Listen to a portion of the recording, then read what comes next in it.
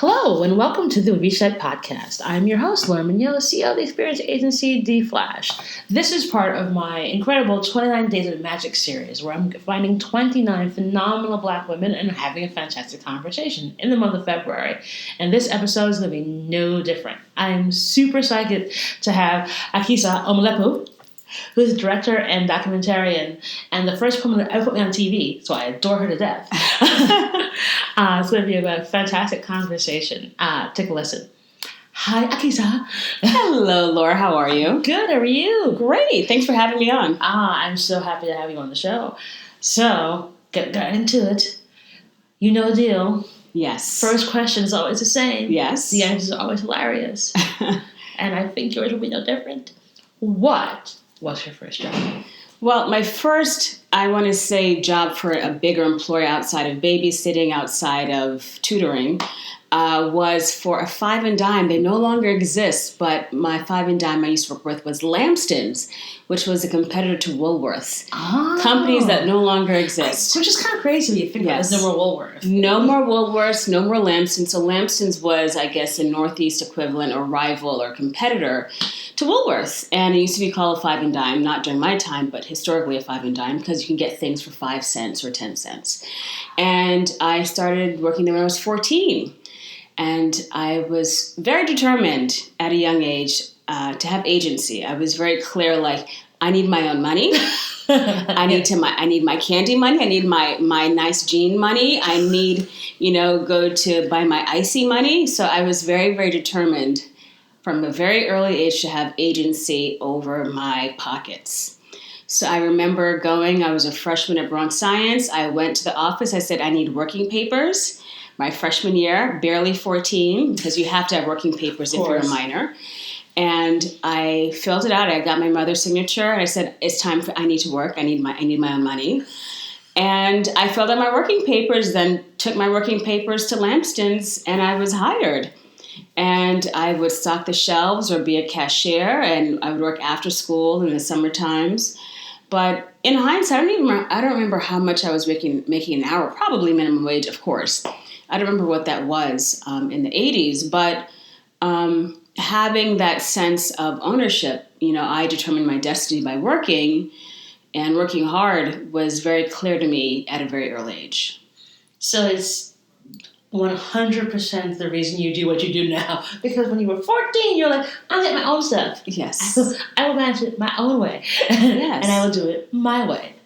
Yes, absolutely. It's such a fascinating thing that, like, literally every single person I've interviewed, the reason I keep asking this question is because it's just fascinating that the first job you have that you sort of relate to, the one that you pick when you do something, is it leaves this sort of imprint on you where it's like, okay, throughout my career, when I get to the point where I actually feel good about what I'm doing, it's because of that very first job. Absolutely. Those lessons that you learned in that very first job come in so, so very handy. Yeah, and I think it was really critical for me. Again, I think if there's a theme is agency. Having the ability to set your own course, set your own path, that was always very, very important to me. And I think that's why it's led me on this wonderful path of my life. So you go from being at Lamston's. Yes. Where do you go next? Where is this journey? How do you get to be sitting next to me in this lovely February? Gosh, that's, a few decades ago, but it was 5 minutes ago. Just 5 minutes ago, maybe 5 years tops. So that was high school, and I've always worked since then. I've never not worked. Maybe to be stereotypical, it's, my Caribbean upbringing, you have to have a job. Always. And outside of that, I remember my aunt and my grandmother and my grandfather saying, you must have a skill. So you must do something. You must do something. So outside of working, my great aunt, my grandfather's sister, was keen on teaching me a skill. This is, Depression era people. So I know how to sew and cook and all those stereotypical things that Caribbean children must know how to do. So I continued working, finished high school, went on to college, did my undergrad at Lincoln University, which is the first and oldest HBCU in the country. home of Nnamdi Azikiwe, first Prime Minister of Nigeria, home of Kwame Nkrumah, first President of Ghana. And it's a very Pan-African, kind of global-minded institution. I'm very proud to be an alumnus. I've also pledged. I'm a Delta Sigma Theta sorority. You're a Delta? Yes, you didn't know that, Laura? Not that you were a Delta. Yes. You think I would ever pledge anything? Come on now. I know, maybe. We are a welcoming tent. And then went on after school, after graduating from undergrad, I'm giving my life story in about 2 minutes. Yeah. Went to JP Morgan. So I was recruited out of college to go be a business analyst at JP Morgan. And, all experiences, I'm grateful for all of my experiences because they lead you to the next step. And, but I also was very clear that was not being my forever home. Makes sense. Yes. And the thing is, I learned a lot. I was there for 2.5 years right out of college. Knew this wasn't going to be forever, but my mom said, just put in 2 years, get what you can out of it, and move on with life. And I did that. But throughout it all, I think even before I began working at Lampston's, I was a math tutor and always very, very proficient in math. My undergraduate degree is in economics. And I was actually going to be math, but I didn't see a viable path for my future being a math major. So I made it economics instead. Interesting. Yeah, I said, what does one do with a math major? So I made it economics instead, thinking, I guess I can get a job after with that kind of a degree. So it was always a math tutor, tutored in junior high school, volunteered while I was at JP Morgan for Junior Achievement, which was a not-for-profit that brings professionals into the classroom. And when I left JP Morgan, I went to become a teacher.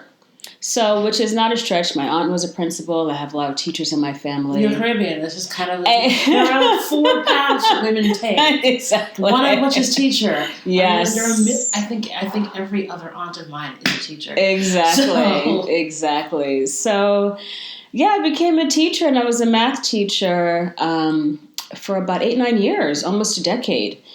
And so I taught in the South Bronx math, and then I also taught at night at City College, at night, Queens College, CUNY, Queens College at night. And so still love math. I think math is great fun. But all the while also very keen on stories about people who look like me. Being a first-generation American to Caribbean and African parents, I think that's a quintessential New York/American story. Was always a news junkie as well, in addition to loving math, and was always very puzzled by the imagery. I would watch as a young person Walter Cronkite and on different programs, and always mystified why I don't see me reflected on TV. So in spite of me going into academia for quite some time, TV and storytelling was always at the undercurrent. While I was a union rep. There. Oh, it's always there. I was a union rep when I was a teacher for the UFT, and began doing the newsletter for my school. And really, that was early on. Really began loving and, of course, developing that whole idea of documenting and telling narratives, and kind of being that witness to information. So I was at a crossroads with teaching. I knew this is too much for me. Like, not too much. The love was gone. I love the kids dearly. I hated the bureaucracy. So it was time to move on. And I'd always wanted to go into media in some capacity.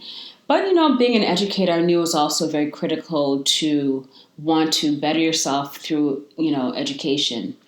So I applied to Columbia and went to Columbia Journalism School, got my master's there, was the first Black woman class president of Columbia Journalism School. Of course you were. Of course. Yes.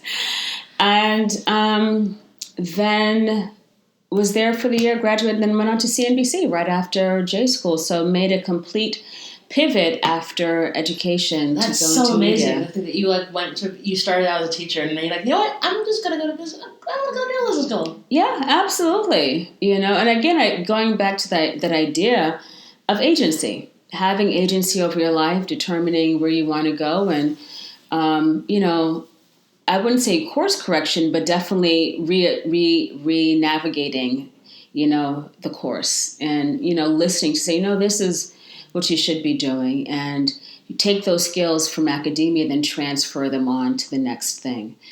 But life, also life happens. Absolutely. Life happens. So I was producing on Dayside breaking news for CNBC. Very fascinating, learned a lot. Again, was able to take those transferable skills of teaching into this new profession. But again, was just mystified at the lack of representation, still in media. And it just got to a point, well, what are you going to do about it? In the midst of it, at being in CNBC, my father passed away. He was Kenyan. And so my family had to fly to Nairobi for the funeral. And it happened to coincide with the post-election violence of 2008. Yes, 2008, I want to say. That sounds good. 2008, 2009. I have to get my dates correct. I want to say 2008. Yes, 2008. And so we flew over, and of course, I've always had a camera in tow my entire life. And this was no different. Had a video camera this time, and the next thing that happened, we got caught up in the midst of this election violence. We were almost killed. Oh my gosh! So when I say almost killed, we were in this caravan, funeral procession, and our car was surrounded by men with machetes who were upset at the results of the election. And they almost tried to pull us out of the car and machete us to death, and like we were properly almost killed, not pretend, properly almost killed. And I tell you, there's such clarity. When that kind of thing happens, I would imagine there is a tremendous amount of clarity that comes after that. Oh my word, there's such clarity when you almost die. When you almost die, things fall away. Things that matter become very, very clear. Things that don't matter become very, very clear as well. And when we got back to the States, and I happened to film a story, always filming in the midst of it all. Of course you did. I don't know why. I just began picking my camera and, photographing, and was able to interview some people, did a piece on the post-election violence for the now defunct Current TV, which was Al Gore's media company. And I said, this is important. I need to tell stories of the Black Atlantic, of people who look like me, who have similar or dissimilar experiences from me, but it's really critical to show a nuanced perspective of the Black experience. And I think that's really critical because we're not a monolith. And the Black experience is not a monolithic experience. And being, again, someone who's half Panamanian and half Kenyan and born and raised in Manhattan, there are more people who look like me in my circle that don't have that voice to represent them in the various forms of media. Wow. Yes. So that led me to Kenya. I was there for almost 8 years. And just through the twists and turns of life, just really kind of dove in and wanted to experience everything, knowing I could pick up a camera and shoot. I know how to edit. I taught myself Final Cut Pro, taught myself Adobe Premiere.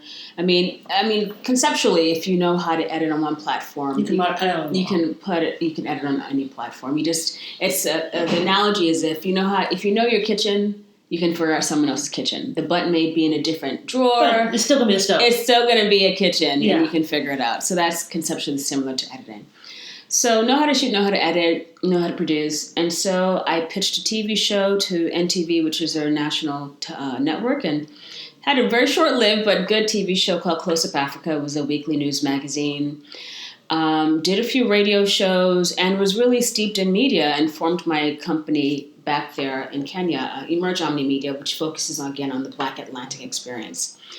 And again, through my connection, although I was no longer with NBC Universal, I was still a point of contact for the foreign desk, which is where international news comes in, based in London. So they called me in September 2014, I want to say. Or was it 2013? 2014. I get this urgent call. I'm in the western part of Kenya with some family members on the border of Uganda for an event. And all the phones start ringing, and I get a phone call. It's the foreign desk in London of NBC saying, "Are you available? We hear something is happening in Nairobi." Mind you, I'm 6 hours away. So not even close. So come to find out, it was the Westgate Mall terror attack that saw almost 70 people killed by Islamists. And so my uncle, who is fantastic, used to run the national newspaper, used to be the chairman of the Nation Media Group. I said, NBC's called me. I need to get back to Nairobi. And so he said, well, there are no more flights tonight. So he arranged a car to take me like at 5 a.m. the next morning to the nearest town, which is Eldoret, to get on the first flight back to Nairobi the next morning.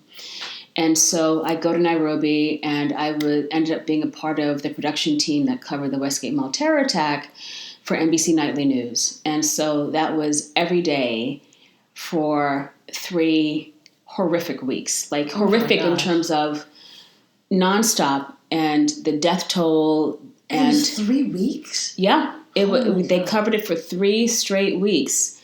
And I think from that point, I remember one day they had assigned me to cover the morgue. And I had never been to a morgue, surprisingly so. I guess, is that someplace you think, I'm going to go visit the morgue today? Yeah, that's not really not in my agenda. Not in my agenda. And so I think during that experience, I go to the city morgue. It was in the center of Nairobi. Tropical country, let's keep that in mind. Oh, boy. And there was no refrigeration. Oh, boy. And I remember that day so vividly. I never forget it. So it's a kind of a gravel pathway. The car drops me off, and I'm supposed to collect stories of survivors and the loved ones that they've lost. And, of course, I'm there trying to get information, and it's visually it's a different tableau than you expect in the States. So it's a compound with several small homes on it. And I'm walking towards this one mini home, not knowing what it is, and the ground gets a little mushy and a little wet, and there's this overwhelming stench. And my brain isn't processing what it could be, because already you're so overwhelmed with crying people. The city is on lockdown. And I go further and further down this path. The ground is getting mushier and wetter. And I look to myself, and there was a row of dead bodies. Oh, my God. Not refrigerated, decomposing in the tropical heat. And I remember turning around, and what my feet were walking on gravel that became mushy because it was draining blood. And I said to myself, this may be the last story that I take in this capacity. And it was such a tragic event, and I remember being terribly traumatized. Understandably so. Afterwards. And I remember we were covering a different part of the city during those 3 weeks, and then gunfire goes off, and bombs are exploding. And, it's a very traumatic experience to be in an environment where bombs are going off and there's gunfire around you. But the beauty in that is that it makes the vision that much more clear. It makes it that much more clear about what type of stories I'm going to cover when it comes to the Black Atlantic. Those narratives are absolutely critical to tell when there is a terrorist attack, but I'm more interested in telling the human experience on a day-to-day basis of the Black Atlantic.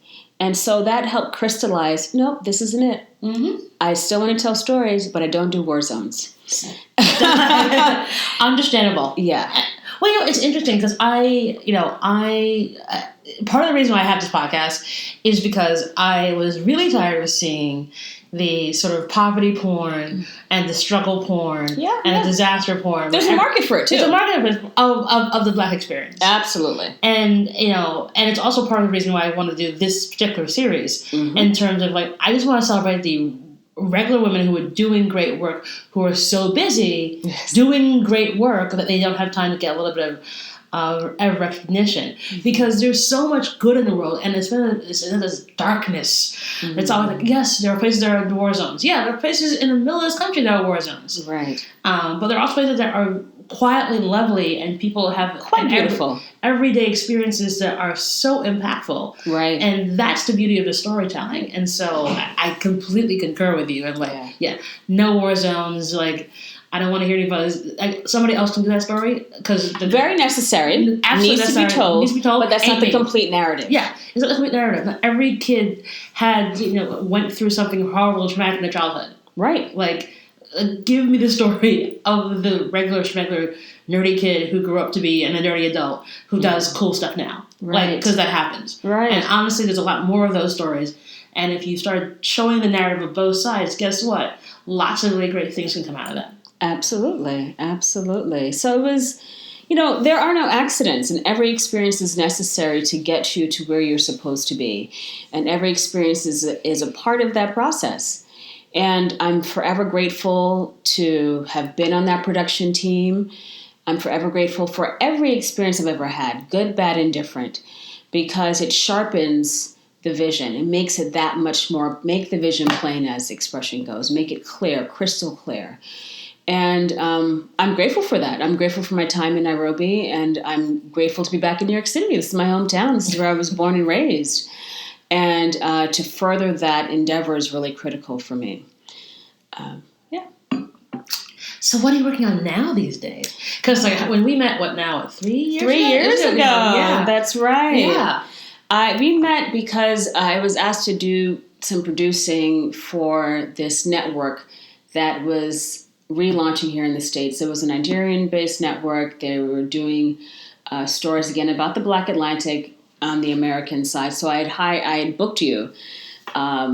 I don't remember what the segment was. It was something media technology related. Well, it's interesting. It's a very good example of having good white male allies. That's right, because your friend couldn't do Jeremy. Couldn't do the segment. That's absolutely correct. You got to have allies in life.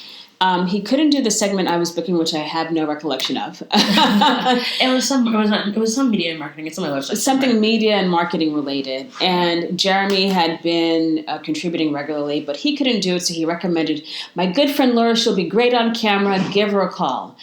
And I think it was super last minute. Yeah, it was 2 hours before. Right. But I happened to be home because I lived down the block from your studio. Exactly. And I was like, oh, what is this? Exactly. And I think I told you, can you make it great? Solid colors, no prints, small earrings, come to the studio, here we are. Yeah. Hi. Hello. What is this? Okay. And we did a quick pre-interview, and you were great on camera. Yeah, it was quite fun, and I was like, "Oh, this isn't that scary." No, it's not. No, it's not scary at all. I'm actually pretty good at this, so it worked out really well. But it was great. But that was my point. It's like you were creating stories and just having people who may happen to be people of color who are experts in their field. Absolutely, experts in their field, and putting them on camera because yes. When you look at the news, oftentimes it's the same for white guys. Because it is. Do you know who else works in New York City in advertising and marketing? And that's also people. Why not so much diversity, but inclusion is critical. Not inclusion of race and gender, but also inclusion of background. Because you end up, what happens in editorial rooms and in the newsroom, you have the same archetype person pitching stories, and then what happens is you get the same narrative over and over and over again. And every now and again, let's do a black story, as if to appease a whole group of people. But what does that even mean? And it's the idea is to look for people who are experts in their field, no matter where they're from. And to be deliberate about that inclusion is also very important. I think that's an element that sometimes gets overlooked. Did you see Joaquin Phoenix's speech from the BAFTAs last night? Very fascinating. It's super fascinating. And I hope he acts upon it. I hope so too. But I hope everyone, not only him. But it was good that he called it out because he said, listen, I actually get the benefit of this. Absolutely. Because he knows damn well there are plenty of other actors who had other films who could have been up for those awards. Yes. And it's like, how many more sad, emo white guy movies do we need to have out there? Right. It's like with American Idol, when they had 7 years in a row, it was sad white guy with a guitar who won American Idol. And you're like, wait, who? That reminds me of the wonderful late Toni Morrison. She did an interview with, his name escapes me, but she talked about the master narrative. And the interviewer asked her, well, what's the master narrative? And Toni Morrison said, it's basically stories of white men. if you are the group that's in power, your narrative becomes sacrosanct and most important. And that's actually very damaging because it's not, the narrative in totality of these United States. And it's really critical to be intentional about it. So the reason why my work focuses on the Black Atlantic is that I want to see stories that, not only interest me, but are reflective of my experience. It's so important, and I think it's also something that we have to sort of look forward for. The positive is actually necessary. Absolutely. Again, there's a wide cornucopia of people who can tell different stories, and there's a lot of good press around the Photograph movie that's coming out with Issa Rae and Lakeith Stanfield. Yeah, mm-hmm. Because it looks like a movie that, if you weren't paying attention to the color of the people, that's just a rom-com. It could be a red Hallmark movie. It's a Hallmark movie. Rom-com. It is a rom-com. Yes. And that's where we need to get to, because that's actually where we live. It's where people are. We absolutely understand there are difficult people going through difficult circumstances, but it doesn't have to always be so damn dark. Yeah, and I think that's really, there was an article I read about, this current iteration of storytelling, which is very important, but often centers around Black pain. And if the only thread being told is Black pain, then it reinforces really damaging stereotypes that people of color don't love, don't live, don't experience joy, and suffer. That is all we do is suffer, which is not true. No. That is so far from the truth, right? And those stories are critical, don't get me wrong, and need to be told. Absolutely important, but there needs to be a balance as well. There needs to be images of love with struggle, of joy with, some pain. It's a mix. No, it's not just one thing. It's a human experience. It's the human experience. And I think it's just putting the humanity back, especially the people of color, in these stories, where it's Absolutely. just look, you just want to have there are so many things that you can do. You just want to have a good day. Yes. And also, when I was little, watching Bionic Woman as a little kid, I watched. I love Bionic Woman. Yeah, I loved it. I wanted to be Jamie Summers. Yes. Because it was this quirky show, and this woman was a superhero. Right. And I remember thinking that's kind of, and those sort of TV shows sort of reinforced a woman can do anything. Right. And it didn't, and I knew she was white, but I related to the fact that she was in science and had these different adventures, and it gave me this ability to think of you can totally do anything. And I think that's what's missing now, is that it's why I keep saying that the reason why Jennifer Lopez and a few other Black women didn't get nominated for Oscars was because they picked Cynthia Reed because of slavery. Because that's one narrative you can tell. But any complex, Jodie Turner-Smith, from Queen and Slim, which was a really incredible film. And it's here's a really incredible film with two phenomenal actors and actors with it's a Bonnie and Clyde story. It is a Bonnie and Clyde story. It's Bonnie and Clyde, which has won awards before. So why was this not? Oh, you didn't even see it. Same thing with Hustlers. It's a stripper story. Well, it's a stripper story. It was beyond that. But it was far beyond that in terms of it happened. It was less than 10 years ago. This actually did happen. Absolutely. The people are still alive. It's fresh in people's memory. It's not this olden timey story. But the people who are making the decision are the acceptable narrative. Oh, it's a stripper movie. Oh, it's a black gun film. But there's no accident why again the top nominated movies are the plight of white men and their troubles and their strength and their struggles and why it's so critical. Again, important narratives, but not the only narrative. And I think if you're in the business of telling stories, it behooves you to be deliberately inclusive, not only on screen, but also behind camera as well. Because if you have a variety of backgrounds in front of and behind the camera, you're going to tell a fuller story. And that, I think, is really critical right now. Well, I think it's someone was thinking, like, if it's a person of color behind the scene is leading the charge, by default, the narrative is going to be more inclusive. Mm-hmm. But if it's not a person of color behind the scene, then it's going to have to be, like, sort of pushed in we're getting in. Well, they're going to tell their narrative. They're going to speak from their experience. And then that's what it is. You're speaking from your experience, and you're going to interpret a story through your own lens, or whatever that lens is. And that's why it's so critical to be intentional about who's behind the scenes as well as in front of the camera. It really, really is. So what would you tell 25-year-old Akisa? Oh, Lord, okay. I know it was like 5 minutes ago. 25-year-old Akisa. I would tell her so many things. Oh, my word. I would tell her to always be kind to herself,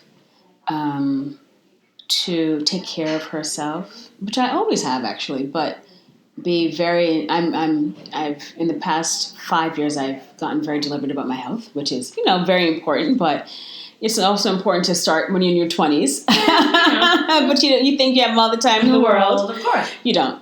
I would tell her I would have taken probably more risks earlier.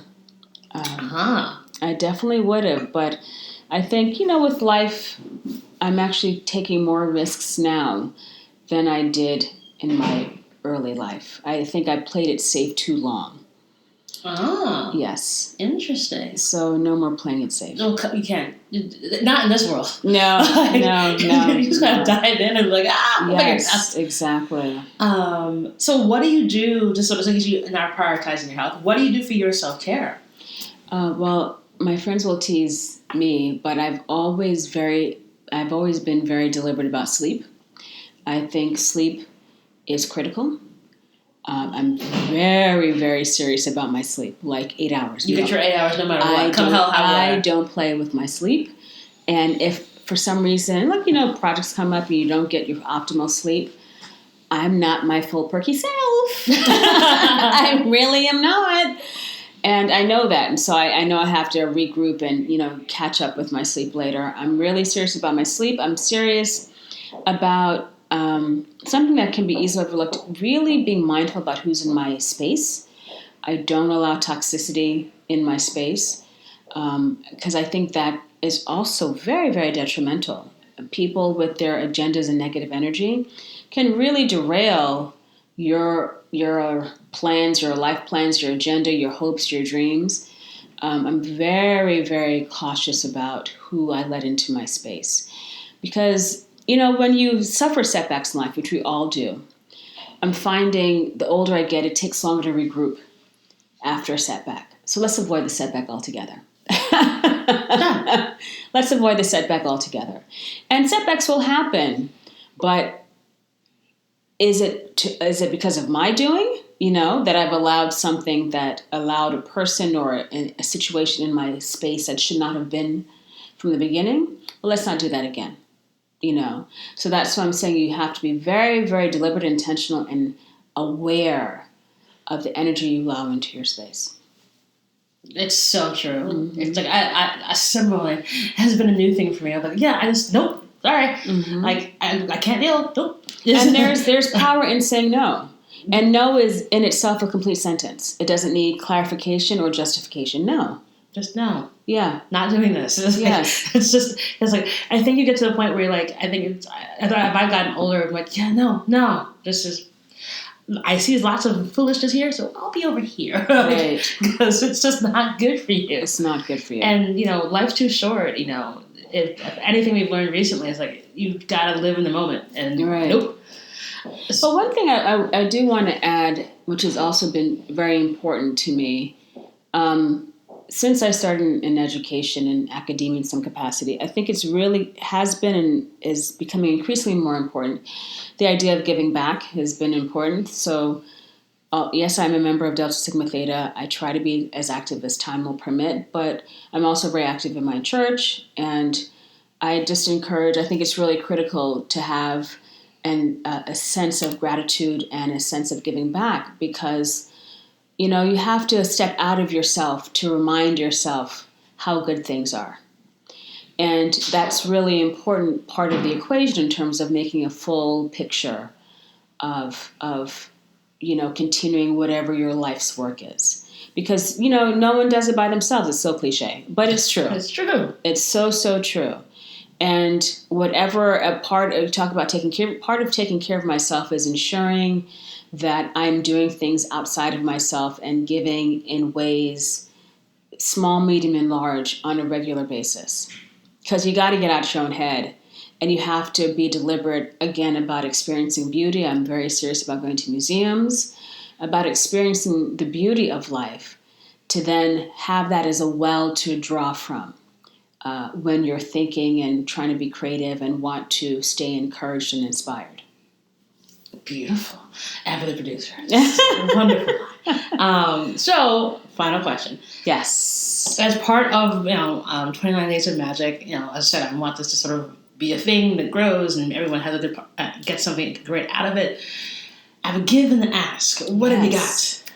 Give and ask. Okay, well, my give is, I think my gifts are my give. It's what I have been fortunate to, acquire. I can shoot, I can edit, I know how to produce. So that's always my give, is my talents. That's what I hope to be. I want my talents to be of service to the world, right? That's my intention. My ask in the world, I have so many asks. Laura, I have so many asks. Well, I can talk about my dreams. If you want to talk about my dreams, I ask that, I ask the universe for more opportunities to continue my work. That's my ask of the world. My specific ask, I would love to be a special correspondent on PBS NewsHour. Hey. You never know. You never know. I would love to be a contributor on CBS Sunday Morning. Hi. These are like my dream platforms. I grew up watching both of these platforms, and I think it's critical to document the human experience in totality. I think those are some pretty awesome gives and asks. Yes. Well, Akisa, it has been Laura. It has been an absolute delight to have you on the show. Wonderful delight. Thank you for asking me to be on. Absolutely. This is I could talk to you for hours. But it's like I said, it's so lovely to hear your story, and I think lots of folks will take a lot of really good nuggets of wisdom out of this. So thank you so very much. Thank you again. All right, and that is our show.